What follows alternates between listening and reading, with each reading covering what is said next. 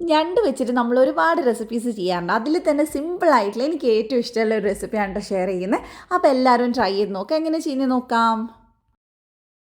അപ്പോൾ ഞണ്ട് റോസ്റ്റാണ് ഉണ്ടാക്കുന്നത്. അതിനുവേണ്ടി ഒരു കടായിലേക്ക് നമുക്ക് ഒരു 1.5 ടേബിൾ സ്പൂണോളം വെളിച്ചെണ്ണ ചേർത്ത് കൊടുക്കുക. കൂടുതൽ വെളിച്ചെണ്ണ ഉണ്ടെങ്കിൽ നല്ല രസം ഉണ്ടാവും കഴിക്കാൻ. അപ്പോൾ അത് ഓരോരുത്തരുടെ പാകത്തിനനുസരിച്ച് എടുക്കാം.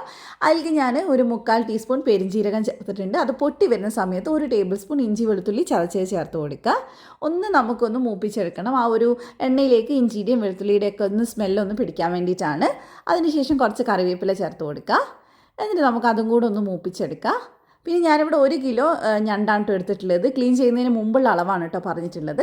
അപ്പോൾ അതിന് ഞാൻ ഒരു മീഡിയം സൈസുള്ള ഒരു 3.5 സവാള ഏകദേശം എടുത്തിട്ടുണ്ട്.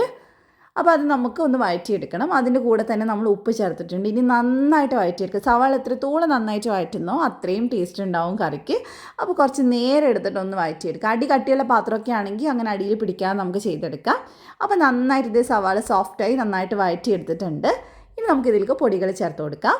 ഞാൻ ഇവിടെ ഒരു 1/4 ടീസ്പൂൺ മഞ്ഞൾപ്പൊടി ചേർക്കുന്നുണ്ട്. പിന്നെ ഒരു 2 ടീസ്പൂൺ നിറയെ മല്ലിപ്പൊടി ചേർത്ത് കൊടുക്കുന്നുണ്ട്.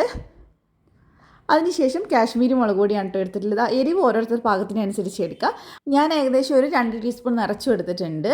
പിന്നെ ഇതിലേക്ക് ഒരു 1/2 ടീസ്പൂണിൻ്റെ അടുത്ത് പെരിഞ്ജീരകം പൊടിച്ചത് ചേർത്തിട്ടുണ്ട്. അതുപോലെ തന്നെ 1/2 ടീസ്പൂൺ ഗരം മസാല ചേർത്തിട്ടുണ്ട്. എല്ലാം കൂടെ നന്നായിട്ട് പച്ചമണം മാറുന്നത് വരെ ഒന്ന് വഴറ്റിയെടുക്കുക. അപ്പോൾ നല്ല പോലെ വഴറ്റിയതിന് ശേഷം ഇതിലേക്ക് നമുക്ക് തക്കാളി ചേർത്ത് കൊടുക്കാം. മീഡിയം സൈസുള്ള 3 തക്കാളി, നല്ല പഴുത്ത തക്കാളിയാണ് ചേർത്തിട്ടുണ്ട്. ഇനി തക്കാളി നന്നായിട്ടൊന്ന് സോഫ്റ്റ് ആയിട്ട് വരണം. നിങ്ങൾക്ക് വേണമെങ്കിൽ അടച്ചു വെച്ചിട്ട് വേവിക്കാം, അല്ലെങ്കിൽ തുറന്ന് വെച്ചിട്ട് സോഫ്റ്റ് ആവുന്ന വരെ വേവിച്ചാലും മതി. അപ്പോൾ ഇത് നന്നായിട്ട് വെന്തിട്ടുണ്ട്. ഇനി ഇതിലേക്ക് നമുക്ക് കട്ട് ചെയ്ത് ക്ലീൻ ചെയ്ത് എല്ലാം എടുത്തിട്ടുള്ള ഞണ്ടുണ്ടല്ലോ അത് ചേർത്ത് കൊടുക്കുക. എന്നിട്ട് നന്നായിട്ടൊന്ന് മിക്സ് ചെയ്തെടുക്കുക. നമ്മൾ സാധാരണ ഞണ്ട് ഫ്രൈ ഉണ്ടാക്കും, അതുപോലെ തന്നെ പെപ്പർ റോസ്റ്റ് ഉണ്ടാക്കും, അങ്ങനെ ഒരുപാട് രീതിയിൽ ചെയ്യാറുണ്ട് കേട്ടോ. അപ്പോൾ ഇതാണ് ഇവിടെ കൂടുതൽ എല്ലാവർക്കും ഇഷ്ടം. അപ്പോൾ നന്നായിട്ട് മിക്സ് ചെയ്തിട്ടുണ്ട്. ഇനി അടച്ച് വെച്ചിട്ടാണ് നമ്മൾ വേവിച്ചെടുക്കുന്നത്. ഒരു 10-15 മിനിറ്റ് ഒന്ന് വേവിച്ചെടുക്കുക. അപ്പോൾ ഇതിൽ നിന്ന് തന്നെ വെള്ളം ഇറങ്ങി വരും. എക്സ്ട്രാ വെള്ളമൊന്നും ചേർക്കരുത് ഞണ്ട് ഉണ്ടാക്കുന്ന സമയത്ത്. ഇടയ്ക്കിടയ്ക്കായിട്ട് ഇതൊന്ന് ഇളക്കിയിട്ട് കൊടുക്കുക. ഉപ്പ് നോക്കിയിട്ട് ഈ സമയത്ത് വേണമെങ്കിൽ ചേർത്ത് കൊടുക്കുക കേട്ടോ. അപ്പോൾ നന്നായിട്ട് ഇളക്കിയിട്ടിട്ടുണ്ട്. ഇനി നമുക്ക് വീണ്ടും അടച്ച് വെച്ചിട്ട് വേവിച്ചെടുക്കാം. അപ്പോൾ ഇതേ അത്യാവശ്യം ഞണ്ടിപ്പം വെന്തിട്ടുണ്ട്. വെള്ളം കുറച്ചും കൂടെ ഉണ്ട് കേട്ടോ ഇതിൽ. അപ്പോൾ ഇതിന് കുറച്ചും കൂടി ഇനി ഡ്രൈ ആക്കി എടുക്കണം. അപ്പോഴാണ് ഇത് കൂടുതൽ ടേസ്റ്റ് ഉണ്ടാവുക. അപ്പോൾ ഞാനത് തുറന്ന് വെച്ചിട്ട് തന്നെ ഇനി നന്നായിട്ട് ഡ്രൈ ആക്കുന്നുണ്ട്. അപ്പോൾ ഇതേ ഇപ്പം ഞണ്ട് ഏകദേശം ഡ്രൈ ആയി വന്നിട്ടുണ്ട് കേട്ടോ. ഇത്രയും മതി. ഇതിൽ കൂടുതൽ ഇനി വേണ്ട. ഇനി ഏറ്റവും അവസാനമായിട്ട് ഫ്ലെയിം ഓഫ് ചെയ്തതിന് ശേഷം കുറച്ച് കറിവേപ്പില ഇട്ട് കൊടുക്കുക.